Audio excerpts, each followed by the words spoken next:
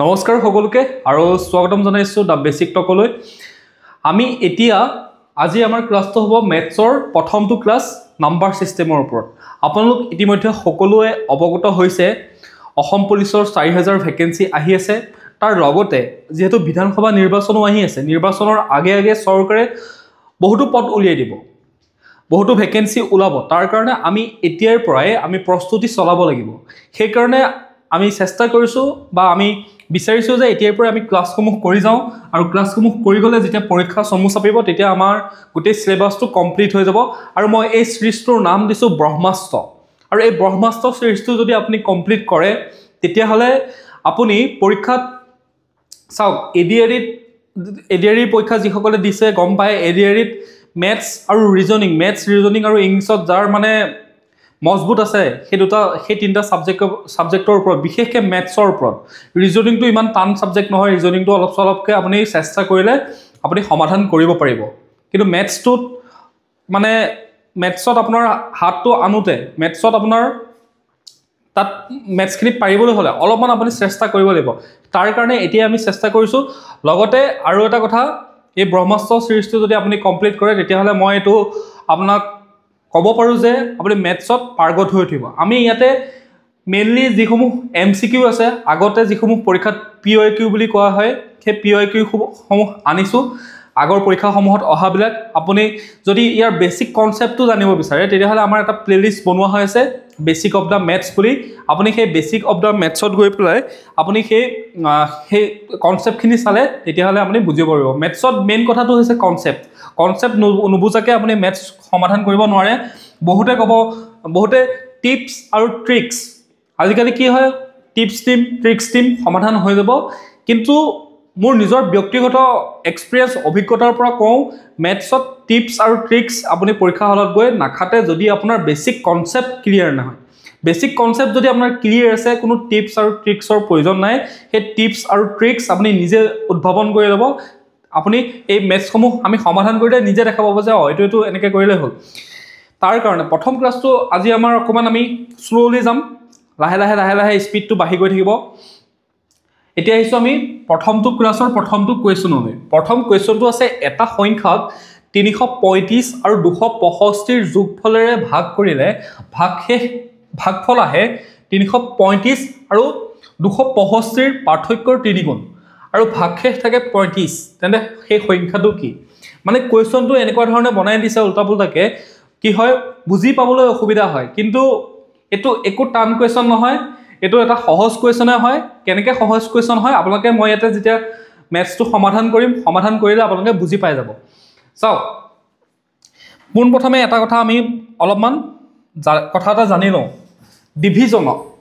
মেথছত যেতিয়া হৰণ কৰা হয় সংখ্যা এটাক যোগ কৰিলে, মেথছটোক যোগ কৰিলে তাত একো নাথাকে। দুটা সংখ্যা তিনিটা সংখ্যা যিমান সংখ্যা দিয়ে আপুনি যোগ কৰিলে বিয়োগ কৰিলে বা পূৰণ কৰিলে আপুনি পূৰণ কৰি দিলে। কিন্তু আপোনাৰ যেতিয়া মেথছ এটা হৰণ কৰিবলৈ দিলে মেথছত গণিতত সেই হৰণ কৰিলে সেই সংখ্যাকেইটাক কিছুমান নিৰ্দিষ্ট নাম দিয়ে। আমি পোনপ্ৰথমে সেই নামকেইটা জানি লওঁ। মই ধৰি ল'লোঁ আমি 11 সংখ্যাটোক হৰণ কৰিম 2 মানে 11 হৰণ 2। ঠিক আছে,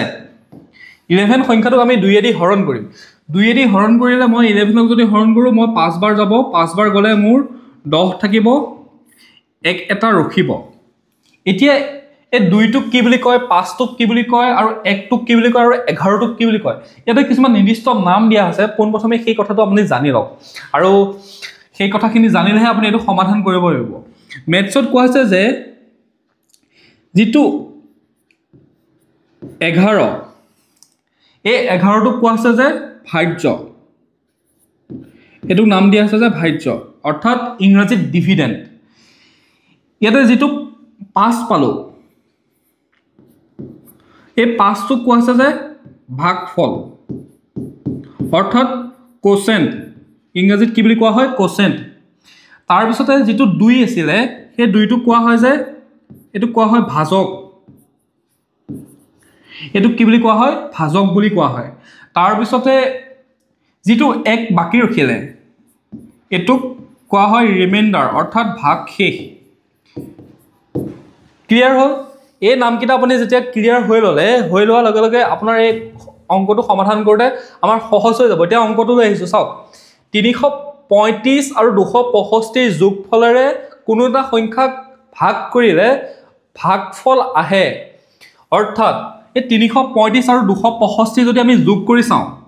চাব দেই আপোনালোকে অকণমান টাইম ৰখি পেলাই বস্তুখিনি চাব দেখিব যে একেবাৰে সহজ কৈছোঁ 335 প্লাছ 265 যদি আমি যোগ কৰোঁ পাছে পাছে 10 0 1 উকলিলে 6 3 9 9 1 10 0 1 উকলিলে 3 2 5 5 1 6 অৰ্থাৎ কোনো এটা সংখ্যা আছিলে যিটো সংখ্যাক 335 আৰু 265 যোগফলেৰে ভাগ কৰিলে অৰ্থাৎ এই 335 আৰু 265 যোগফল কিমান হৈছে 6 অৰ্থাৎ কোনো এটা সংখ্যাক যদি 6ৰে আমি হৰণ কৰোঁ তেতিয়াহ'লে তাৰ কি কৈছে ভাগফল আহে কিহৰ 335 আৰু 265 পাৰ্থক্যৰ তিনিগুণ পাৰ্থক্য মানে হৈছে কি পাৰ্থক্য মানে হৈছে 335 ৰ পৰা 265 বিয়োগ কৰিলে যিটো সংখ্যা থাকে অৰ্থাৎ ডিফাৰেন্সটো 335 আৰু 265 ৰ মাজৰ ডিফাৰেন্সৰ কথা সুধিছে এতিয়া আমি চালো যে 335 মাইনাস 265 যদি আমি বিয়োগ কৰোঁ তেতিয়াহ'লে কি আহিব 5 ৰ পৰা 5 গ'ল থাকিল 0 তাৰ পিছতে 3 টো যেহেতু ডাঙৰ 6 টো সৰু তাৰ কাৰণে আমি এক এটা ধাৰলৈ ললো এক এটা ধাৰলৈ লোৱা হলে 13 ৰ পৰা যদি 6 যায় 7 5 12 7 6 13 থাকিলে কিমান 70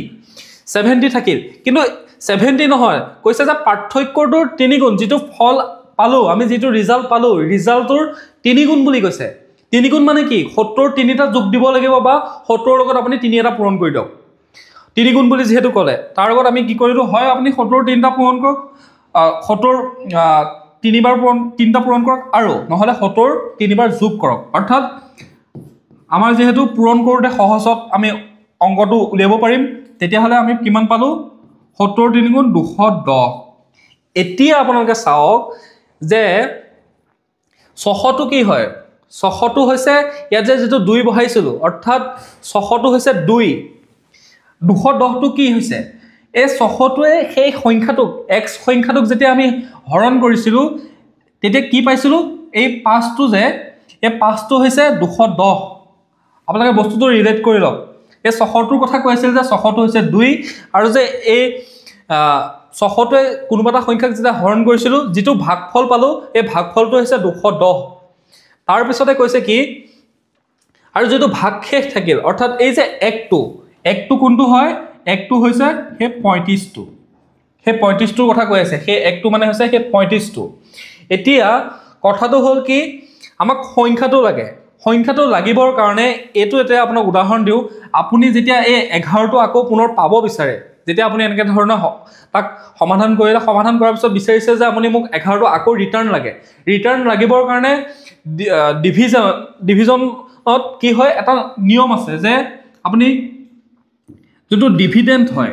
dividend equal to divisor into quotient plus আপোনাৰ ৰিমাইন্ডাৰ অৰ্থাৎ আপুনি যদি ভাজ্যটো অৰ্থাৎ 11 টো যদি পাব বিচাৰে তেতিয়াহলে আপুনি ভাজক ডিভিজৰ 2 টো পূৰণ আপুনি কোশেন্ট ভাগফল 5 টো পূৰণ কৰি যদি আপুনি যেটো ৰখিছে হেতু যদি আপুনি যোগ কৰি দিয়ে তেতিয়াহলে পাই যাব অৰ্থাৎ আপুনি যদি 11 টো পাব বিচাৰে তেতিয়াহলে কি কৰিব লাগিব আপুনি ডিভিজৰ কি আছিল 2 আছিল কোশেন্ট কিমান আছিল 5 আছিল আৰু ভাগশেষ কিমান আছিল তেতিয়া আমি কিমান পাই গলো 5 * 10 10 1 11 অৰ্থাৎ আকৌ একে সংখ্যাটো পালো নে ঠিক সেইদৰে এই সংখ্যাটো যেহেতু আমি নাজানো এই 11 টো যেনেকৈ আমি ইয়াত উলিয়ালো এতিয়া আমি 11 অৰ্থাৎ কি x সংখ্যাটো যিকোনো ধৰি লওক xyz সংখ্যাটা আছিল সেই সংখ্যাটো আমি নাজানো তাৰ কাৰণে আমি এই ফৰ্মুলাটো এপ্লাই কৰিম এই ফৰ্মুলাটো এপ্লাই কৰিবৰ কাৰণে কি কৰিব লাগিব আপুনি এটো হৈছে ভাজ্য ইকুৱেল ভাজক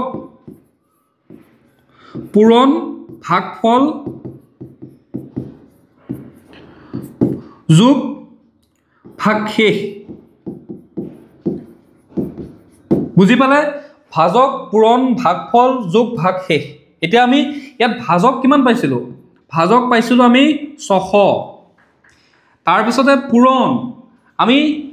ভাগফল কিমান পাইছিলোঁ ভাগফল পাইছিলোঁ আমি 210 ঠিক আছে তাৰপিছতে আমাৰ ভাগশেষ কিমান ৰখিছিলে ভাগশেষ ৰখিছিলে 35 আপুনি যদি এইখিনি সমাধান কৰি দিয়ে তেতিয়াহ'লে অংকটো ওলাই যাব ইয়াৰ এনসাৰটো ওলাই যাব এতিয়া 600 আৰু 210 যদি আমি পূৰণ কৰোঁ 600 আৰু 210 তিনিটা শূন্য আছে আমি তিনিটা শূন্য পাতি ললোঁ তাৰপিছতে 21 6 গুণ সুধিছে 6 গুণ 6 6 গুণ 12 অৰ্থাৎ 126 1,26,000 1,26,000 লগত কি হ'ব কৰিব লাগিব যোগ 35 কৰিব লাগিব 35 যোগ কৰিলে 1,26,000 যোগ 35 তেতিয়াহ'লে আমাৰ এনসাৰটো কিমান হ'ল 1,26,035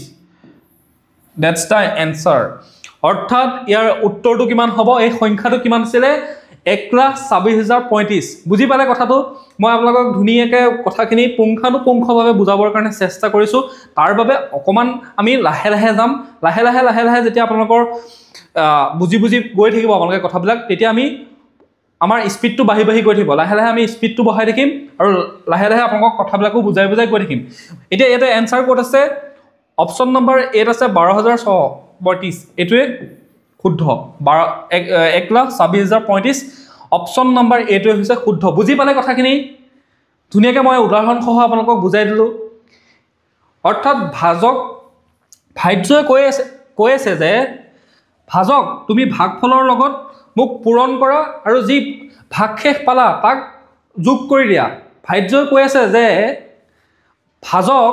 তুমি ভাগফলৰ সৈতে ভাজক আৰু ভাগফল তোমালোক দুইজন পূৰণ হৈ পেলাই যিটো ভাগশেষ ৰখিল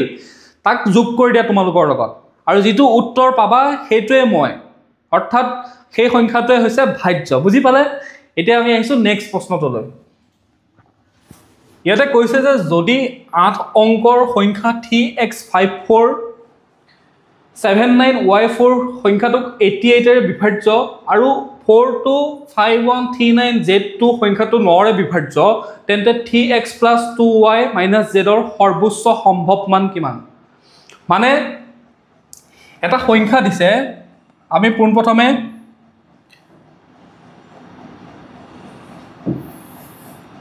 আমাক এটা সংখ্যা দিছে সেই সংখ্যাটো হৈছে 3x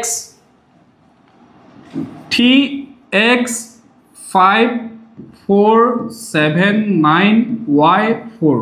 3x5479y4 এই সংখ্যাটোক 88 এৰে যদি বিভাজ্য বুলি কৈছে আৰু 42539z2 এই সংখ্যাটো যদি 9 ৰে বিভাজ্য হয় তেতিয়াহ'লে 3x + 2y - z ৰ মানটো সুধিছে ইয়াতে চাওক আমাক কোনকিটা মান লাগিব xy মানটো লাগিব আৰু ইয়াতে z ৰ মানটো লাগিব এই মানকিটা যদি আমি গম পাওঁ তেতিয়াহ'লে এই অংকটো আমি এই ম্যাথছটো সমাধান কৰিব পাৰিম অৰ্থাৎ এই ইকুৱেশ্যনটো আমি সমাধান কৰিব পাৰিম এতিয়া 88 ৰ নিয়মটো হৈছে কি ডিভিজিবল বুলি এটা ৰুল আছে সেইটো আপোনালোকে যদি ভালদৰে ধৰি লওক বুজি পোৱা নাই তেতিয়াহ'লে মোৰ বেসিক অফ দা ম্যাথছ ক্লাছটোলৈ যাব তাতে যেটো প্লেলিষ্ট আছে সেই প্লেলিষ্টত গৈ আপোনালোকে চালে সেই কথাখিনি বুজি পাব ঠিক সেইদৰে যেনেদৰে দুই সংখ্যাটোৱে কৈ আছে যে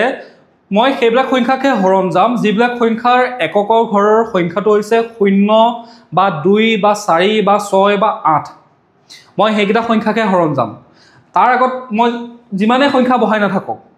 আপুনি হাজাৰটা সংখ্যা বহাই দিয়ক কিন্তু তাৰ যদি এককৰ ঘৰৰ সংখ্যাটো 0 2 4 6 আৰু 8 ৰাখিছে তেতিয়াহ'লে 2 কৈছে মই হৰণ যাম ঠিক সেইদৰে 3 কৈছে যে তুমি যিমানে ডাঙৰ সংখ্যা নিদিয়া কিয় গোটেই সংখ্যাত অংক কেইটা গোটেই ডিজিট কেইটা যোগ কৰিলে যেটো ফল পোৱা যেটো মান পোৱা সেই মানটোক যদি মই হৰণ যাওঁ তেতিয়াহ'লে তুমি যিমান ডাঙৰ সংখ্যাই নিদিয়া মই সেই সংখ্যাটোকো হৰণ যাম ঠিক সেইদৰে 88 কৈছে যে মোৰ বন্ধু 11 আৰু 8 মোৰ বন্ধু 11 আৰু 8 11 8 গুণ 88 হয়নে নহয় 11 আৰু 8 যদি সেই সংখ্যাটোক যদি হৰণ যোৱাই দিব পাৰা তেতিয়াহ'লে তুমি মোক হৰণ নকৰিলেও হ'ব তুমি নিশ্চিন্ত থকা মই সেই সংখ্যাটোক হৰণ যাম এতিয়া আমি 88 এ হৰণ কৰিবলৈ বিচৰাতকৈ আমি তাক সৰু কৰি পেলাই আমি কি কৰিব লাগিব হয় 11 নহয় 11 আৰু 8 দি হৰণ যাব লাগিব 11 আৰু 8 দি হৰণ যাব লাগিব 11 আৰু 8 দি হৰণ যাবলৈ হলে পোনপ্ৰথমে আমি 8 দি হৰণ কৰি চাওঁ 8 দি হৰণ কৰিবলৈ হলে চাওক 8 আকৌ নিয়ম আছে 8 কৈছে যে যদি লাষ্টৰ সংখ্যা তিনিটা যদি মই হৰণ যাওঁ তেতিয়াহ'লে তুমি গোটেই সংখ্যাটো হৰণ কৰাৰ কোনো প্ৰয়োজন নাই মই গোটেই সংখ্যাটো তুমি নিশ্চিন্ত হৈ যোৱা যে মই গোটেই সংখ্যাটোকে হৰণ যাম 8 কৈ আছে 8ৰ ডিভিজিবল ৰুল মতে যে লাষ্টৰ যিকেইটা সংখ্যা 91y4 এই সংখ্যাটোক যদি তুমি হৰণ কৰি দিব পাৰা তেতিয়াহ'লে মই সেই গোটেই সংখ্যাটোকে হৰণ যাম তুমি চিন্তা কৰিব নালাগে তাৰ কাৰণে আমি কি কৰিব লাগিব y মানটো উলিয়াব লাগিব y মানটো উলিয়াবলৈ হলে ইয়াতে কৈছে যে গ্ৰেটেষ্ট পসিবল ভ্যালুটোৰ কথা কৈ আছে গ্ৰেটেষ্ট পসিবল ভ্যালু মানে আটাইতকৈ সম্ভৱ সৰ্বোচ্চ মানটোৰ কথা কৈ আছে এটা কথা কওঁ 0 ৰ পৰা 9 লৈকে এই সংখ্যাকেইটাই আমি সংখ্যা বনাব পাৰো 0 ৰ পৰা 1 2 3 4 5 6 7 8 9 লৈকে এই সংখ্যাকেইটাকে উলট-পালট কৰি আমি সংখ্যা বনাও ইয়াতে কৈছে কি সৰ্বোচ্চ মানটো বুলি কৈছে সৰ্বোচ্চ মান আৰু ইয়াত আছে y যদি xy থাকিলেহেঁতেন তেতিয়া আমি xy বা xz কিবা থাকিলেহেঁতেন তেতিয়া আমি ডাঙৰ সংখ্যা এটা ল'ব লগা হ'লহেঁতেন কিন্তু x বুলি কৈছে যেতিয়া এটা সিঙ্গল ডিজিটেই হ'ব ডাবল ডিজিট নহয় কাৰণে আমাৰ সমাধান কৰিব সহজ হৈ গ'ল যে সিঙ্গল ডিজিটে যদি হয় তেতিয়াহ'লে আমি প্ৰথমতে y ত আমি 9 টো বহাই পেলাই হৰণ কৰি চাওঁ 9y4 আৰু ইয়াতে আমি 9 বহাই দিলোঁ 9 যদি আমি হৰণ কৰি চালো 8 12 গুণ 96 34 8 4 গুণ 32 অৰ্থাৎ এটোক 9 বহালে ই কি হয় কৈছে যে মই 9 বহালে হৰণ নহওঁ এবাৰ আমি বহাব লাগিব 8 984 8 12 গুণ 96 2 4 8 3 গুণ 24 অৰ্থাৎ 8 কৈছে যে ইয়াতে আটাইতকৈ সৰ্বোচ্চ মানটো কি হ'ব তুমি 8 বহালে মই হৰণ যাম বুজি পালে অৰ্থাৎ আমি যদি y 8 বহাও তেতিয়াহ'লে আমি কি হ'ব 8 দি এই সংখ্যাটো হৰণ যাব বুজি পালে এতিয়া আমাক লাগে x ৰ মানটো এতিয়া x ৰ মানটো কেনেকৈ উলিয়াম x ৰ মানটো উলিয়াবৰ কাৰণে আকৌ 11 ৰ এটা নিয়ম আছে 11 এ কৈছে যে এই সংখ্যাটোত যিসমূহ অযুগ্ম স্থানত আছে আৰু যিসমূহ যুগ্ম স্থানত আছে এই ডিজিটসমূহ 3x 5 4 7 9 যিসমূহ যুগ্ম স্থানত আছে আৰু যিসমূহ অযুগ্ম স্থানত আছে অযুগ্ম স্থানত থকা সংখ্যাৰ যিকেইটা অংক সেই অংককেইটা যোগ কৰি পেলাই যুগ্ম স্থানত থকা অংককেইটাৰ যিটো যোগফল তাক যদি মাইনাস কৰি দিয়া যিটো সংখ্যা ওলাব সেই সংখ্যাটো হয় 0 হ'ব লাগিব নহয় 11 দি হৰণ যোৱা হয় যদি হয় তেতিয়াহ'লে মই সেই সংখ্যাটো হৰণ যাম বুজি পালে আকৌ এবাৰ কৈছো ইয়াতে যিকেইটা ডিজিট আছে 3x 54 এনেকা যিকেইটা ডিজিট আছে এই ডিজিট কেইটা যিকেইটা যুগ্ম স্থানত আছে এটা যুগ্ম অযুগ্ম স্থানটো চাই লওক এটা 3 টো অযুগ্ম স্থানত আছে 5 টো অযুগ্ম স্থানত আছে 7 টো অযুগ্ম স্থানত আছে y টো অযুগ্ম স্থানত আছে বাকি কেইটা x টো যুগ্ম স্থানত আছে 4 টো যুগ্ম স্থানত আছে হয় না নহয় এইটা যুগ্ম স্থানত আছে এটা আমি কি কৰিব লাগিব অযুগ্মৰ পৰা যুগ্মটো বিয়োগ কৰিব লাগিব আমি অযুগ্মৰ পৰা যুগ্মটো যদি বিয়োগ কৰো তেতিয়া হলে 3 + 5 + 7 + y এটো আমি মাইনাস কৰিব লাগিব কাৰ পৰা আমি মাইনাস কৰিব লাগিব যুগ্মৰ পৰা x + 4 + 9 + 4 এটো যদি আমি মাইনাস কৰো হয় 0 হ'ব লাগিব নহয় 11 দি হৰণ যোৱা হ'ব লাগিব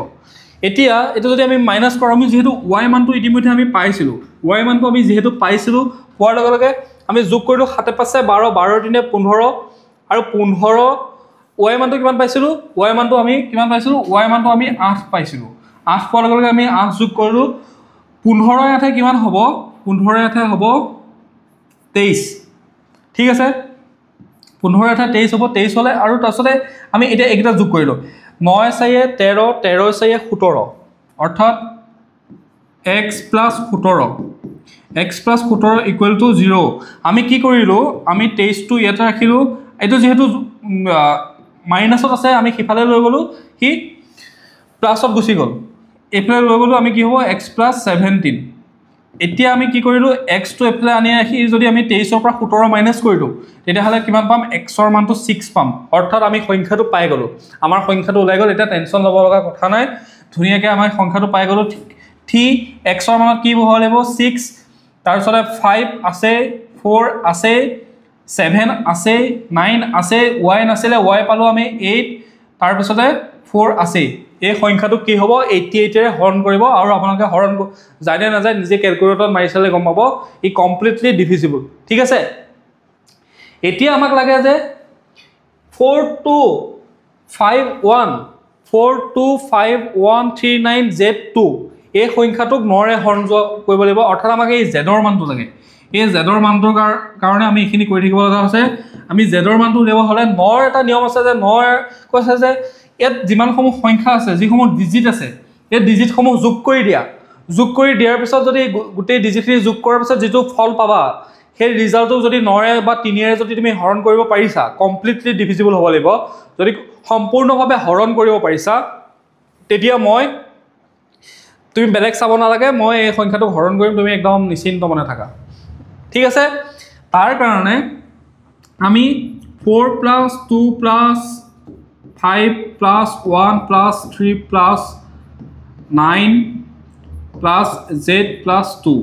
আমি চাও কি ওলাই সংখ্যাটো 4 2 6 6 5 11 11 কে 12 12 3 15 15 9 কিমান 24 24 2 26 26 + z হৈ আছে 9 * 9 9 * 18 9 * 3 * 27 অৰ্থাৎ এটো সংখ্যাটো এনেকুৱা এটা সংখ্যা বনাব লাগিব 26 হৈ আছে অলৰেডি জেডত এনেকুৱা এটা মান দিব লাগিব যেটো মান দিয়াৰ লগে লগে এই সংখ্যাটো 27 হৈ যাব ঠিক আছে এই সংখ্যাটো 27 হৈ যাব 2 এ 26 অৰ্থাৎ জেডত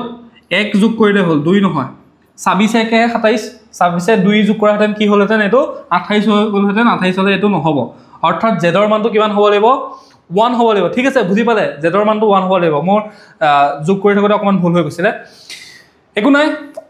ভুলৰ পৰা শিকা যায় মানুহে যিমান ভুল কৰিব সিমান কি গৈ থাকিব আৰু বৰ্ডখন কি হয় মেইনলি উচ্চৰত হয় ন উচ্চৰত হলে মানে কি সংখ্যাবিলাক অলপ আতৰ পৰা যদি এনেকৈ চাব পাৰো তেতিয়া হলে কৰিবলৈ ভাল হয় মানে অংকখিনি বাউ যি কি নহওক আমি মেইন কথাটো লাইছো আমি পালো কি মান পালো আমি y x ৰ মান পালো x ৰ মান কিমান পাইছিলো 6 আমি y মান পালো কিমান পাইছিলো 8 আৰু আমি z ৰ মান পালো কিমান 1 এতিয়া আমাক ইকুৱেশনটো কি কৈছে ইকুৱেশনটো কৈছে যে 3x + 2y - z = what so আমি 3 লগত x ৰ মান কিমান 6 3 * 18 প্লাস y মান কিমান কৈছে 8 2 * 16 মাইনাস z ৰ মান কিমান হৈছে 1 এতিয়া 18 এতিয়া ধুনিয়াকৈ আপোনালোকে যোগ কৰক 18 আৰু 16 8 5 13 8 6 14 14 এক উকলিলে 1 1 2 2 1 3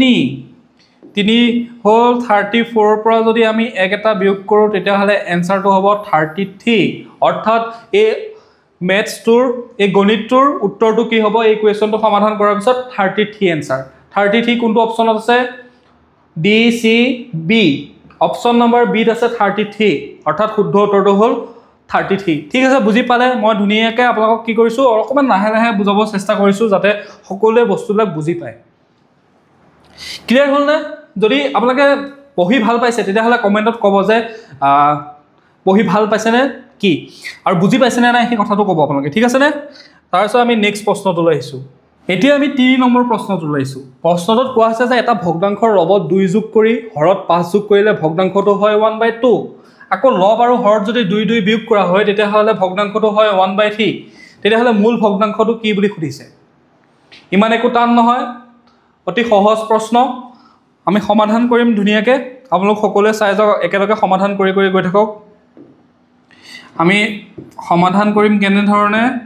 চাওক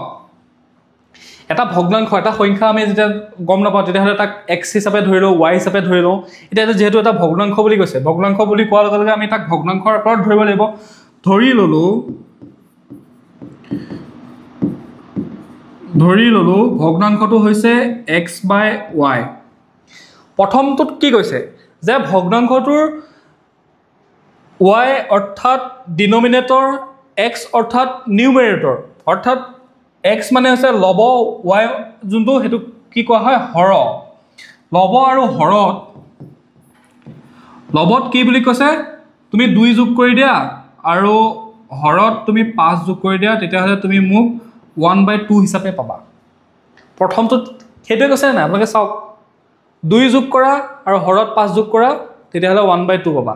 আকৌ কৈছে যে লব আৰু হৰ দুইটাৰ পৰা 2 2 বিয়োগ কৰা আকৌ নেক্সটটো সেম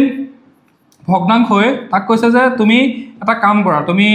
2 5 ধৰিব নালাগে তুমি প্ৰথমতে 2 মাইনাস কৰা হৰৰ লবৰ পৰা আকৌ তুমি হৰৰ পৰা তুমি 2 মাইনাস কৰি দিয়া তেতিয়াহে তুমি মোক 1/3 হিচাপে পাবা এটো জটিল হৈ আছে আমি তাক সৰলীকৰণ কৰি ললো আমি ক্ৰস পূৰণ কৰিলো এফালে আমি পূৰণ কৰিলো 2x + 4 আৰু সিফালে আমি পূৰণ কৰিলো y + 5 তেতিয়াহ'লে আমি যদি সমাধান কৰি চাও তেতিয়াহ'লে কি হ'ব 2x - y সাইডটো সিফালে লৈ গলো 1 এটা থাকিলে এটো ইকুৱেশ্যন নম্বৰ 1 ঠিক আছে ইকুৱেশ্যন নম্বৰ 2 টো কি কৰিব লাগিব আকৌ হেতু ক্ৰস পূৰণ কৰি চাও আমি 3x - 6 = y - 2 তাক যদি আমি সৰলীকৰণ কৰো 3x - y 6 টো সিফালে লৈ গলে যোগ হৈ যাব যোগ হৈ যোৱাৰ লগে 2 পৰা মাইনাস কৰিলে কিমান হ'ব 4 থাকিব 2 পৰা যদি আমি 6 পৰা যদি আমি 2 এটা মাইনাস কৰি দিও তেতিয়াহ'লে কিমান হ'ব এটো 4 হ'ব এটো ইকুৱেশ্যন নম্বৰ 2 ইকুৱেশ্যন 2 ৰ পৰা 1 টো এটা মাইনাস কৰি যদি চাও আমি ইকুৱেশ্যন 1 টো কি আছে 2 টো কি আছে 3x - y = 4 আৰু ইকুৱেশ্যন নম্বৰ 1 টো কি আছে 2x - y = 1 ঠিক আছে বুজি পালে এটা আমি যদি ইটোৰ পৰা কিটো মাইনাস কৰি দিও মাইনাস কৰি দিলে কি হ'ব মাইনাস কৰি দিলে কি হ'ব মাইনাস কৰি দিলে 2x টো প্লাসত আছিল এটো মাইনাস হৈ যাব না নাই 2x হৈ যাব সিঙ্গল x আহিব 3x ৰ পৰা 2x গলে কিমান হ'ব সিঙ্গল x হ'ব y টো কি হ'ব y টো যেতিয়া y টোত আমি যেতিয়া প্লাস কৰি দিম মাইনাসে মাইনাসে প্লাস অৰ্থাৎ y টো আগতে মাইনাসত আছিল কি প্লাস হৈ গল উপৰ y টো আকৌ মাইনাসত আছিল এটা মাইনাসত আছিল এটা প্লাসত আছিল তেতিয়া হলে দুইটা কাটা গল অৰ্থাৎ x ৰ মানটো কিমান পালো আমি 3 পালো 1 টো মাইনাস হ'ব যেহেতু x ৰ মানটো কিমান পালে x ৰ মান যদি আমি পাই গলো তেতিয়া হলে আমি y মানটো অতি সহজতে উলিয়াব পাৰিম যিকোনো এটা ইকুৱেশ্যনত পাতিলে হল আমি প্ৰথম ইকুৱেশ্যনটোতে পাতি ললো যে 2x - y = 1 আছিল তাত আমি কি কৰিলো 2 * 3 - y = 1 আমি 3 × 2 = 6 মাইনাস y = 1 আমি একটো এফালে লৈ আহিলো থাকিল 5 y টো সিফালে লৈ গলো প্লাস হৈ গল y মান কিমান পালো 5 পালো অৰ্থাৎ আমাক ভগ্নাংশটো কিমান হল আমি x আৰু y মান পালো ভগ্নাংশটো আমি কিমান ধৰিছো x বাই y অৰ্থাৎ ভগ্নাংশটো এটা কিমান হল x ৰ মান 3 y মান হৈছে 5 কিমান হল এটা ভগ্নাংশটো 3/5 অপচন নম্বৰ 8 নাই বিট নাই সিট নাই ডিত আছে 3/5 বুজি পালে ধুনিয়াকে আপোনাক মই বুজাই দিছো কথাটো যদি বুজি পোৱা নাই মোক কমেন্টত খুদিব কি বুজি পোৱা নাই মই গুটেইখিনি একদম মানে প্ৰতিটো হেৰি স্টেপে আপোনাক কৰি দেখাইছো লাহে লাহে আমি স্টেপবিলাক স্কিপ কৰিম যেতিয়া আপোনাক অলপমান মাস্টাৰ বনি গৈ থাকিব স্টেপবিলাক স্কিপ কৰি আমি সহজতে এইবিলাক ইকুৱেশ্যন ইমান পাতি নাথাকো আমি মুখতে কিছুমান কৰি পেলাই সমাধান কৰিবৰ কাৰণে ট্ৰাই কৰিম এতিয়া আমি আহিছো 4 নম্বৰ প্ৰশ্নটোলৈ 4 নম্বৰ প্ৰশ্নটোত কি কৈছে 4 নম্বৰ প্ৰশ্নটোৰে কৈ আছে যে 4 prime numbers are taken in ascending order the product of the first 3 prime numbers is 1771 and the sum of the last 2 prime numbers is 82 what is the product of the last 2 prime numbers অর্থাৎ 4টা prime number মৌলিক সংখ্যাৰ কি কৈছে প্ৰথম তিনিটাৰ যোগ পূৰণফলটো কিমান বুলি কৈছে 1771 আৰু লাষ্টৰ সংখ্যা দুটাৰ লাষ্টৰ মৌলিক সংখ্যা দুটাৰ যোগফল কিমান বুলি কৈছে 82 বুলি কৈছে এতিয়া আমাক খুদিছে যে শেষৰ দুটা মৌলিক সংখ্যাৰ গুণফলটো খুদিছে পূৰণফলটো খুদিছে অৰ্থাৎ পূৰণফলটো খুদাৰ কাৰণে আমি কি কৰিব লাগিব আমি সেই সমাধান কৰিব লাগিব সমাধান কৰিবৰ কাৰণে আমি এতিয়া প্ৰথমতে আমি মৌলিক সংখ্যাকেইটাটো কি গম নাপাওঁ আমি মৌলিক সংখ্যাকেইটা কি গম পাবলৈ হ'লে আমি ধৰি ল'লোঁ মেথছতটো চব ধৰিয়ে ল'ব লাগিব কাকো এৰি দিব নোৱাৰে সকলোৱে মিলা প্ৰীতিকৈ কৰিব লাগিব তাৰ কাৰণে আমি এটা আছিলে পি এটা আছিলে কিউ এটা আছিলে আৰ আৰু এটা আছিলে R S P Q R S চাৰিটা সংখ্যা আছিলে আৰু বা এ বি চি ডি চাৰিটা সংখ্যা আছিলে ইয়াত কৈ আছে যে P into Q into R মান হৈছে 1771 ঠিক আছে প্ৰশ্নটো কি কৈছে পি কিউ আৰু আৰৰ যদি পূৰণ কৰোঁ তেতিয়া 1771 আকৌ কৈছে যে তুমি আৰ প্লাছ এছ যদি কৰা তেতিয়াহ'লে মান পাবা 82 মোক লাগে যে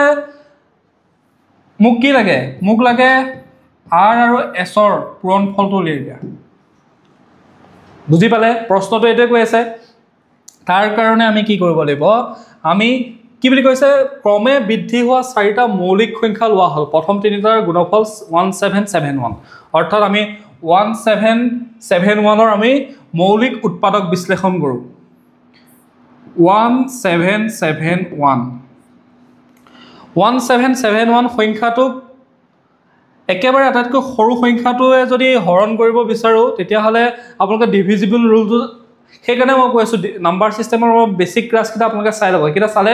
এইখিনি মুখতে কৰিব পাৰিব এতিয়া আমি দুইয়েতো নাযায় দুই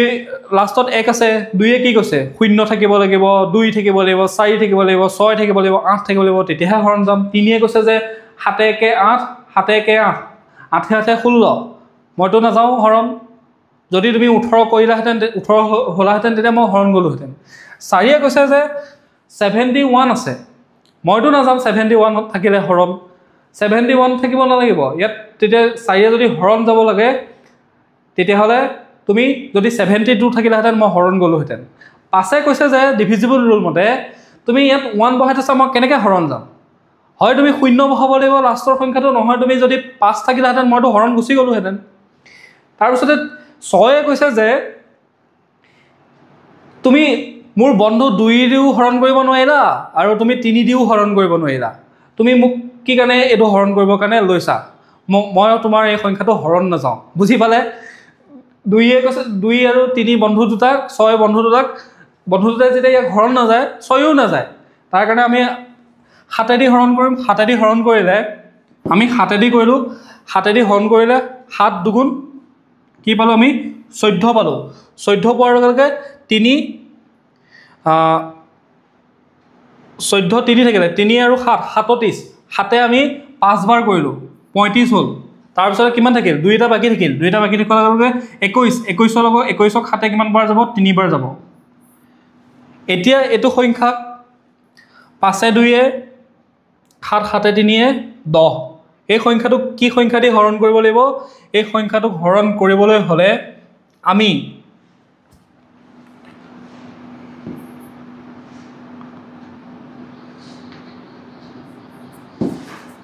এবাৰ 11 দি কৰিব লাগিব গোটেইকেইটা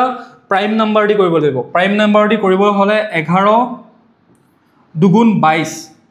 11 দুগুণ 22 তাৰপিছতে 3 থাকিলে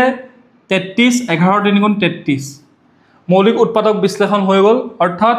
এই সংখ্যাটো হ'ব 711 × 23 ঠিক আছে 7 11 আৰু 23 যদি পূৰণ কৰোঁ তেতিয়াহ'লে মৌলিক উৎপাদক এইকেইটা যদি পূৰণ কৰা যায় তেতিয়াহ'লে এই সংখ্যাটো পোৱা যাব আমি অলৰেডি গম পাই গ'লোঁ যে পি কিউ আৰ পি মান হৈছে 7 কিউ মান হৈছে 11 আৰু আৰৰ মান হৈছে 23 আমাক লাগে এছ কিন্তু প্ৰশ্নটোত কি কৈ থৈছে এক্সামিনাৰে এটা আমাক হিণ্ট দি থৈ দিছে যে লাষ্টৰ সংখ্যাটোৰ যোগফল 82 লাষ্টৰ সংখ্যাকেইটাৰ যোগফল কি বুলি কৈছে 82 বুলি কৈছে 82 যদি হয় তেতিয়াহ'লে আমি যদি আৰৰ মানটো যদি জানো তেতিয়াহ'লে এছৰ মানটো কি হ'ব 82ৰ পৰা আমি আৰৰ মানটো মাইনাছ কৰি দিলে এছৰ মানটো ওলাই যাব অৰ্থাৎ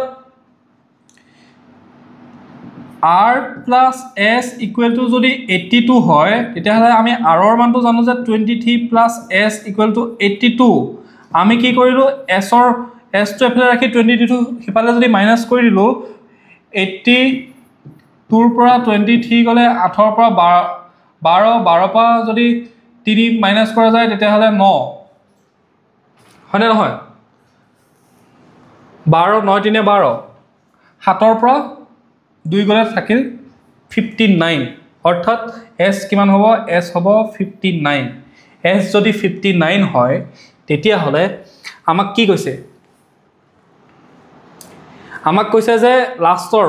মৌলিক শেষৰ মৌলিক সংখ্যা দুটাৰ গুণফল পূৰণফলটো সুধিছে আমি যদি চাওঁ 9 3 গুণ 27 7 2 কৰিলে 9 গুণ 18 20 5 3 15 5 1 কৰিলে 5 গুণ 10 1 11 7 5 3 1 1357 হ'ব ঠিক আছে 1357 1357 অপশন নম্বৰ ডি 1357 PQRS সংখ্যা কিটা আছিল ধৰি ললো তাৰ মান কিটা ইতিমধ্যে তেওঁ এক্সামিনাৰ দিয়ে থৈ দিছে PQR ৰ মানটো 1771 আকৌ RS ৰ যোগফল কৈছিলে 82 তাৰ পিছত আমি PQRS টো গম পালো মৌলিক উৎপাদক বিশ্লেষণ কৰি পেলাই তাৰ পিছতে কি হ'ল এনসাৰটো ধুনিয়াকে ওলাই গল ক্লিয়াৰ তাৰ পিছতে আমি আহিছো যে 5 নম্বৰটোলৈ 9 to the power 6 12 to the power 4 7 to the power 7 ৰ মৌলিক উৎপাদকসমূহৰ যোগফল কিমান খুদিছে মৌলিক উৎপাদকসমূহৰ যোগফল এটো কৰিবলৈ হলে 9 to the power 6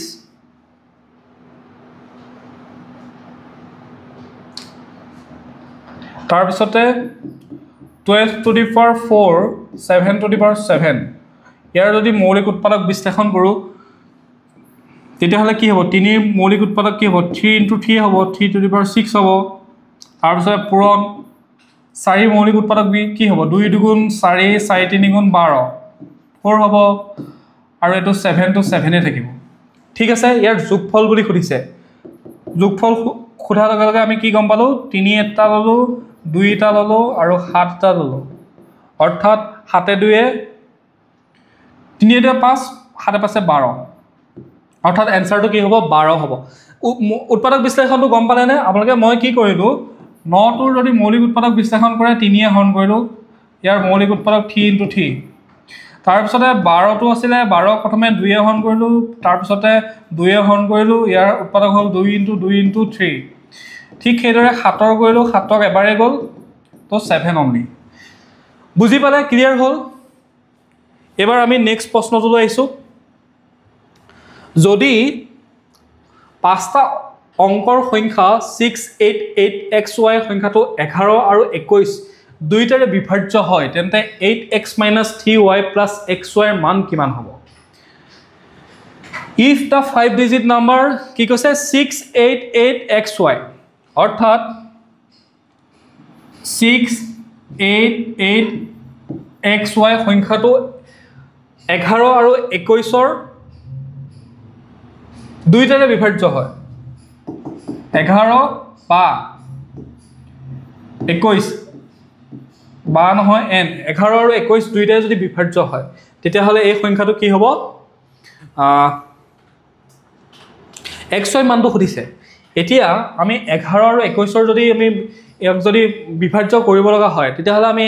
সকলোতকৈ সহজ উপায়টো আছে আমি 11 আৰু 21 ৰ এলসিএম টো লওঁ 11 আৰু 21 ৰ যদি এলসিএম লওঁ 11 আৰু 21 ৰ এলসিএম ললে 1 * 1 1 *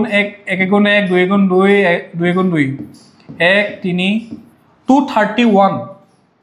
ঠিক আছে 231 হৈছে ইয়াৰ এলসিএম এই এলসিএমটোৱে যদি এই সংখ্যাটো হৰণ যায় তেতিয়াহলে দুইটা সংখ্যা হৰণ যাব আমি কি কৰিলো আমি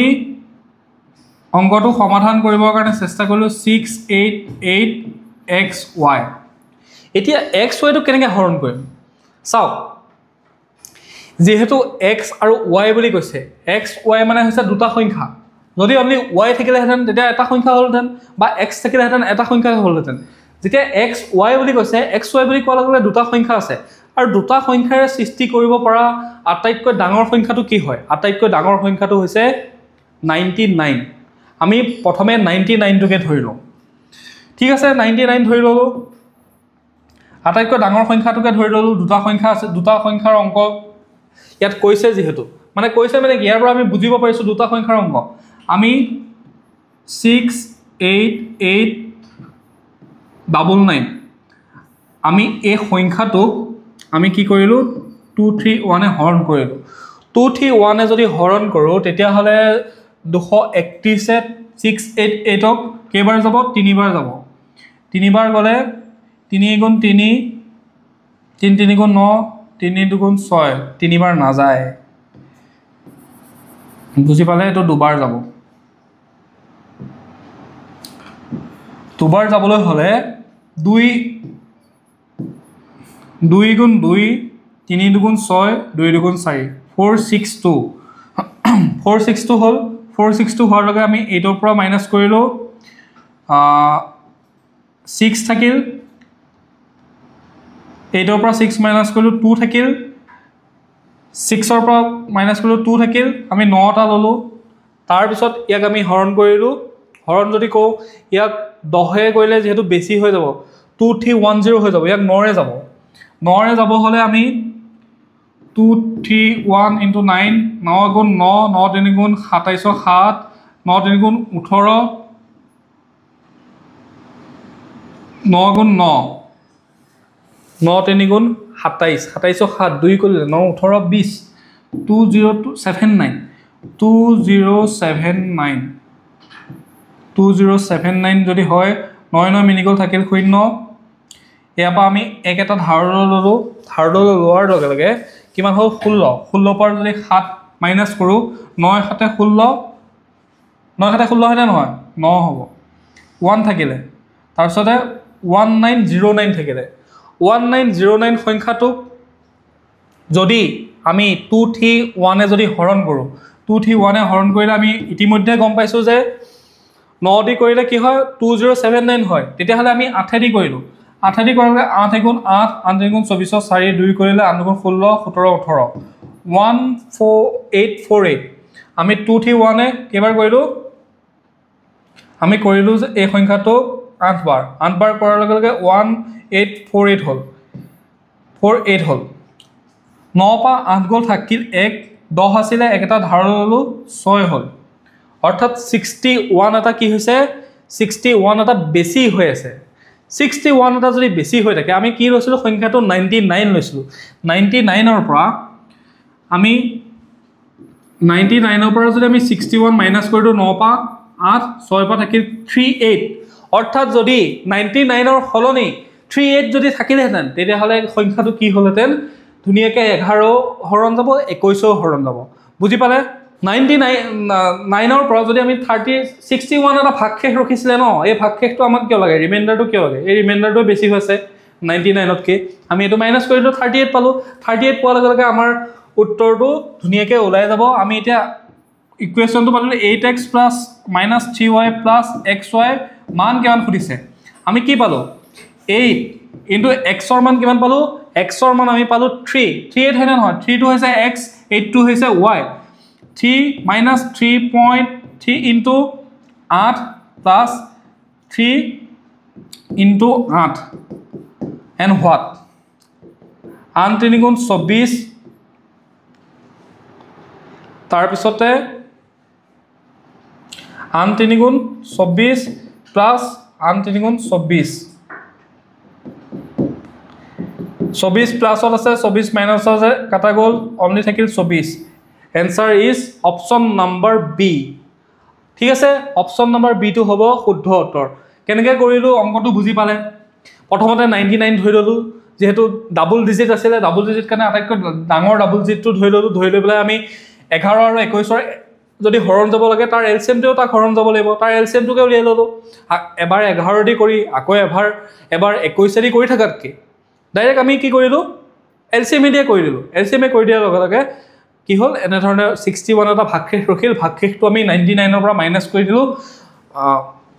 তাৰপিছত এক্সুৱেল নাম্বাৰটো 3 আৰু 8 ওলাল আৰু 3 আৰু 8ৰ মানকেইটা ইয়াত বহাই দিলোঁ 24 ওলালে বুজি পালে এনেধৰণে আমি মেথছসমূহ কৰি যাম আপোনালোকে আমাৰ লগত সংযোগ হৈ থাকিবৰ কাৰণে আমাৰ চেনেলটো ছাবস্ক্ৰাইব কৰি ল'ব আৰু নটিফিকেশ্যন বেল আইকনটো প্ৰেছ কৰি ৰাখিব আমি ৰেগুলাৰ ক্লাছ কৰিম আৰু এনেধৰণে MCQ কৰি আৰু বেছিক কনচেপ্টখিনি আমি জানি মেথছত আমি মাষ্টাৰ হ'বলৈ কাৰণে চেষ্টা কৰিম ঠিক আছে